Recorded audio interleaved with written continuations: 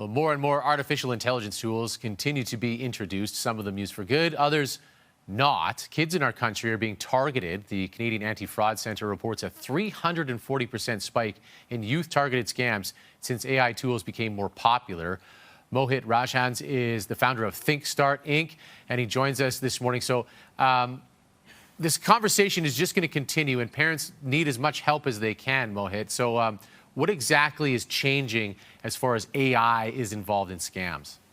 Yeah, it has become very interesting because the complexity and the ubiquity, let's say, of these scams are starting to change. You can now clone anybody's voice or video or likeness via a phone these days, and you can download these apps and do it yourself. And what we're seeing is that across generations, it's become problematic. So remember, the digital native generation doesn't necessarily have the foresight to understand what a vanity website looks like or what a scam might look like as a link that somebody might send as a contest giveaway. So we're seeing these multiple problems, and it's affecting the youth generation that doesn't necessarily have the foresight to understand how problematic this can be.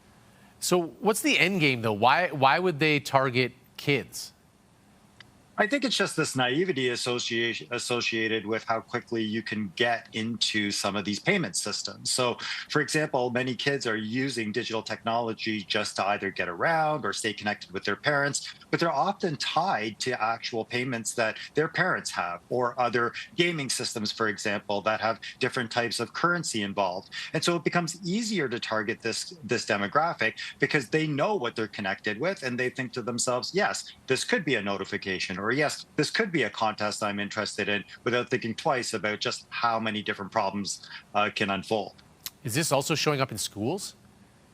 Yeah, that's another interesting point, Kent. In some of my research and the way that I've been trying to help people is them understanding that between Google Classroom and Microsoft and even some of the payment structures that are happening within schools, scammers are now using some of these well-known apps and trying to create these vanity plates and vanity texts and vanity emails to get access to some of the school information. And what that is often tied to, as you might know, or if other parents might know, are payment systems. So parents often pay for things online. So do yourself a favor and make sure that your school is clear about how they're going to get in touch with you and how they're going to ask for different payments, because I'm sure that many parents are fearful about using third-party payment systems when it comes down to school and information.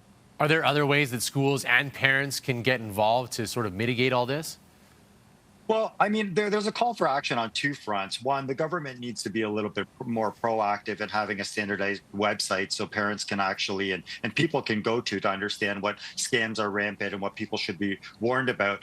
I think the other aspect is we need to centralize these conversations and have them across demographics, from grandparents right to kids with their first phones. We're all going to be potentially vulnerable to whatever these AI scams, the AI-enabled scams, I should say, are going to be able to do. So ongoing conversations with all demographics, and understanding also that these companies are not necessarily at fault just because scammers are using some of their sort of vanity, as I say, or skins, as I say, or scams based on their corporate names. So it's not always evident whether TD is responsible or the bank is responsible, I should say, or whether the interactor is responsible. So make sure you go and do that two-factor authentication before you're engaging with any form of payment online.